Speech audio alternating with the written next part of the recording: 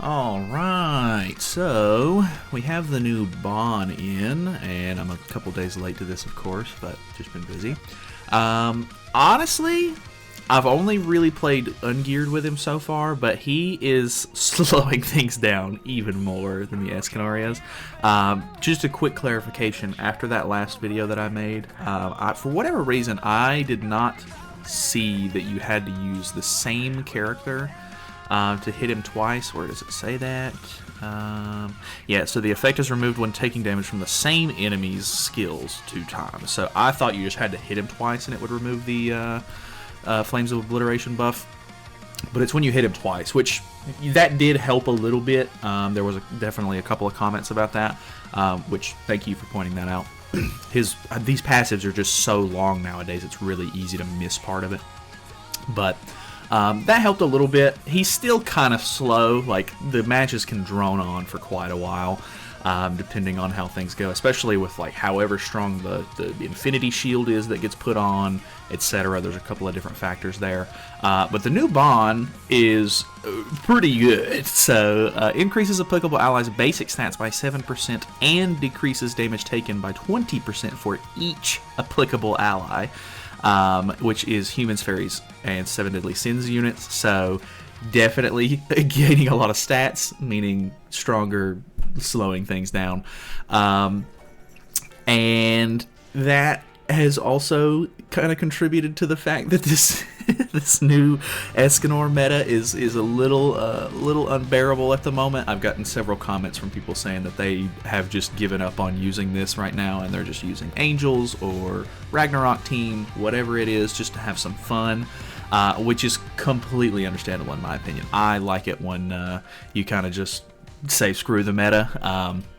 Because honestly, every time a New Year's unit comes out, they're normally power crept pretty hard, and they end up being the unit to have for PvP for the next however many months. Obviously, it doesn't help that we just got Bon for support for him. I think that there's rumors about LR Hijack Gother coming out next, who will also be a Sins or Unknown supporter. I think it's more of an Unknown from what I've seen, but obviously he's not out yet, so we don't know for sure. So, I don't know. Hopefully, I think there's a collab coming after that, or maybe like after this banner. I'm not entirely sure. There's a lot of rumors about it being Fire Force, which is great because I have talked about it in the past, saying that Fire Force is really cool, and I think it would fit the theme of this game, like art style wise, and like some of the attacks and stuff like that should hopefully blend in pretty well with this game. But for now, very Escanor heavy. Gains greed at the start of the battle, extorting 30% attack and defense from all enemies for 2 turns. So, yeah. Greed increases applicable allies' basic stats by 30% of the basic stats of the enemy with the highest combat class at the start of the battle, which is most likely going to be Escanor. Excludes basic stat increased by unique or buff, so it's just straight basic stats, no additional modifiers or anything like that. It just takes 30% of that. When an applicable ally takes damage from an extorted enemy, the final damage decreases by 30%, decreased extorted enemies' max HP by 20%. So all across the board, this guy's slowing things down. He's really, really good to have. In the last video, we were using the human team just because I liked it a lot. I would say, which after kind of messing around with like needing to use the same character twice, I don't really think that the human team is like the way to go, because your main taunt unit is going to end up being Darkness, and she has a skill that doesn't deal any damage, and then she has the stance skill, which you're going to want to re-up as much as possible so they can't kill your Escanor off. But realistically, they're most likely going to kill Darkness pretty quick anyway, because this guy does more damage against stance enemies and stuff. So I don't know, it's just a weird kind of scenario. I'm going to do something like this, try to break this shield, and probably kill Darkness off if I had to guess, but we're just going to throw some skills out here. So, I haven't used him too much in geared PvP, so my opinion on him could change a little bit here. But overall, I don't imagine it's going to be vastly different. Just gear typically just amplifies the amount of damage that you're doing and stuff sometimes. So, we shall see. He immediately breaks my shield with that. I don't like that. I wonder, actually, we might be able to get away with just using Sigurd in the back for this, now that I think about it. Because Meli Ellie is demon and goddess, so the demon part could like apply for that. Escanor Merlin is human unknown, so the human part should still fit for this, I think. So we might actually be able to run Sigurd in the back, which might be better. I've been running Percival, which honestly is kind of nice to get some use out of him, to be fair. But overall, let's see here. We still have our buff. I think if we can kill off his side units, we may be okay here. Not entirely sure if we're going to be able to pull that off. That shield is so heavy. I think Sigurd's probably the way to go. We might need to swap after this game. That's not going to kill. Okay, yeah. So he's going to be able to use 2 attacks. At worst, he'll attack twice with Escanor and remove my buff, which could still end up killing us off. He doesn't remove it, though, because he uses 2 different attacks. So we might still be okay here. But I think this ultimate actually reapplies his shield, if I'm not mistaken. Or not. I still don't really understand how that part of his passive works. I don't have my buff either, so we're probably screwed. I'll switch to Sigurd after this one. I don't know, there's just a couple of weird quirks just overall with the teams and stuff like that, where there's like several factors that you have to worry about to remove his buffs and still be able to do things and this and that, and most of the time there's a taunt unit, so you can't hit them right away, blah blah, this, that. So, oof, okay. Actually, oh well, I should have used that, but I think we won either way because he doesn't have a damage cap on at the moment. Alright.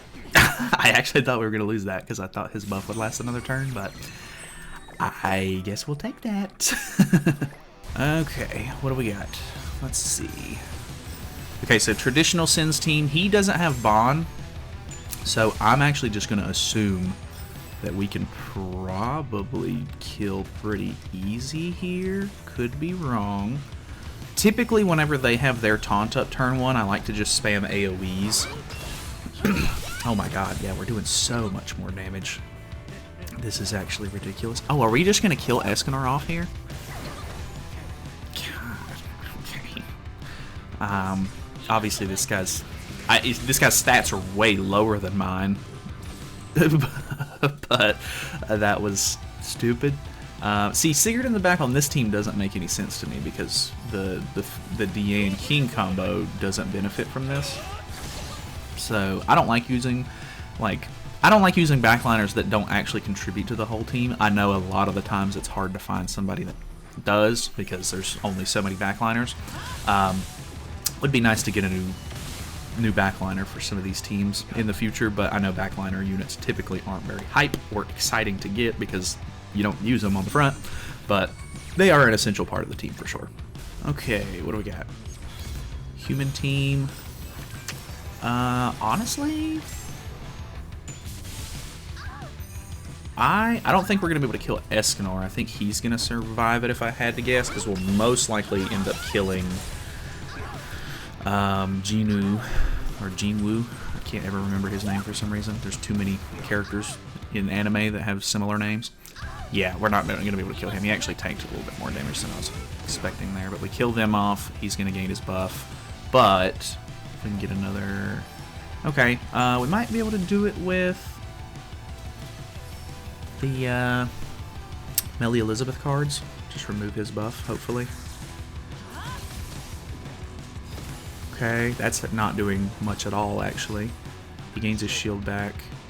Is it just the first attack after you gain Flames of Obliteration that gives you the shield? Because if that's the case, then that would make more sense to me. That seems to be the way that it's playing anyway. Let's try this. I don't know if this single target, because it's really hard to get Meli Ellie's buff off at this point. So because of that, it ends up being kind of difficult with them specifically to be able to actually remove that buff. With Bond, it's a little bit easier as long as they have a debuff on, because his cards actually hit pretty hard. So we can definitely do it with him this turn. Never mind. Everybody's dead except for Escanor, which we pulled our ultimate as well. Okay, never mind. Forgot we popped the res there. Can we get 2 cards? Of course not.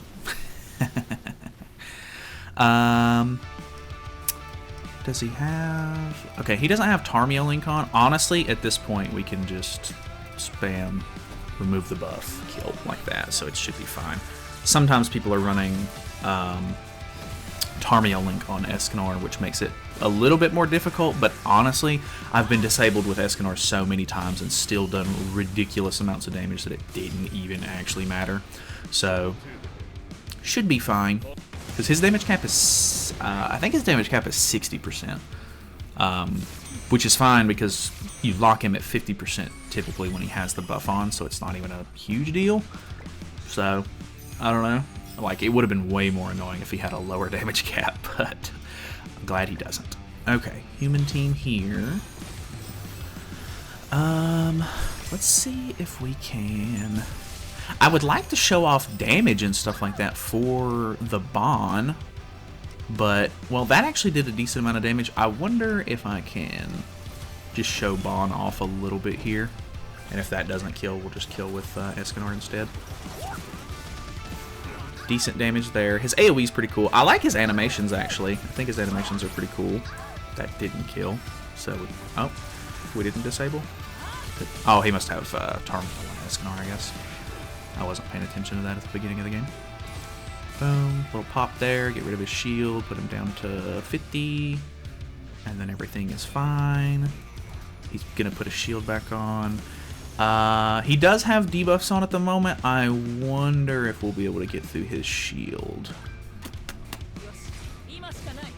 Okay, he didn't use his Grace, which is smart on his part. I see a lot of people using the Grace on their turn after you wipe the team. If they're using Hell in the back, they'll use the Grace, or the Talent. I forget what they're all called at this point. Talent. And then it removes the buff off of Hell, and then you can just kill her first, so it pops Retro on her, and then you can hopefully take out Escanor. Or you can just use AoEs and then pop Retro on Escanor.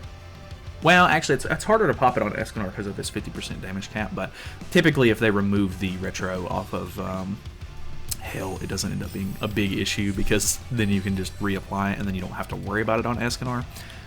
A little bit of a weird quirk there. I don't really like the whole Hell combo thing because there's too many oddities, I guess, with the Escanor, like having the damage cap, not being able to die while his buff is on, like gimmick thing.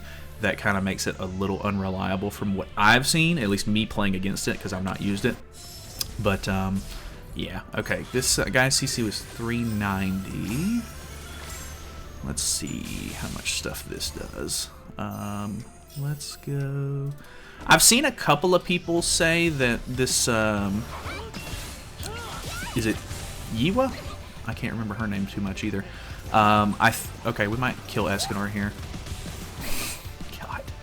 I think people are saying that Yiwa is a decent counter for Escanor. I don't personally see that, because we can kill so quick and get our damage cap that, honestly, even though we're doing tons of damage to her, I have not died to a Yiwa yet. I'm sure there are some scenarios where that can happen. I think I saw a video or two get recommended to me at some point saying that she was a decent counter as well, but I've not seen it personally. I don't understand the gimmick, to be fair, but I didn't know. So now this is going to be an annoying slowdown, just because I don't think there's a way for us to remove buffs. I think we'll just do something like this, because I don't think Melly Elizabeth removes buffs. I know Tristan does, and then Bond does not, and then Escanor does not. So we're just gonna have to deal with these retrogression turns, unfortunately, until I can get my talent back. Luckily, it should run out next turn if I save my talent. If I don't think I get it this turn. If I save it for next turn when I get it back anyway, right? Actually, it might be 2 more turns. Wait, no. It looks like it's 2 more turns. I mean, what am I going to do? There's no point in attacking you. Couple of crits there. Actually, okay damage. For geared PvP, that wasn't crazy damage, but not surprising considering the fact that they didn't have buffs on. He's pretty much just like a weak point unit. Like both of his skills are deals more damage against debuffed enemies. So let's pop that retrogression. Oh, we're not going to be able to remove it unless this. Okay, yeah, I don't think that was going to be able to work. Unfortunate. So we're just going to have to wait it out again. Okay, we're just going to move on then. I think we'll probably just call it there. This Bond is very helpful for the team. He's giving you so much stats and damage reduction that it just makes everything slow down and a little bit more difficult to break shields, etc. So definitely nice to have. Like if you are running a Bond setup and they are not running a Bond setup, more than likely you're going to be able to outlive them.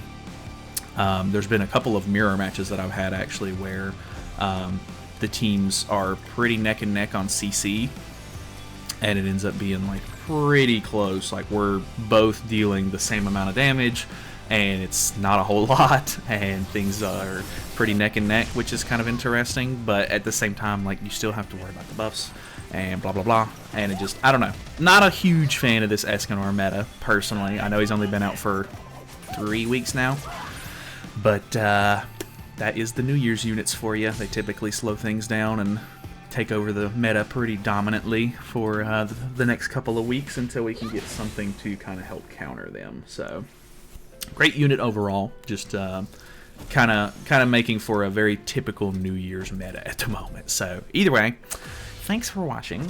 Hopefully you guys enjoyed. I don't really know what else to do with this unit. There was a guy running humans earlier.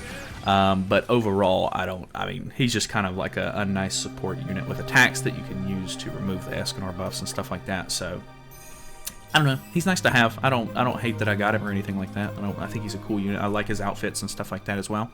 So, overall, just kind of honestly, kind of just a better Transcendent Bond, considering that Transcendent Bond's passive is not as good. And then this one is just a little bit more catered to like modern standards at the moment. So, either way, thanks for watching. I'll see you guys later.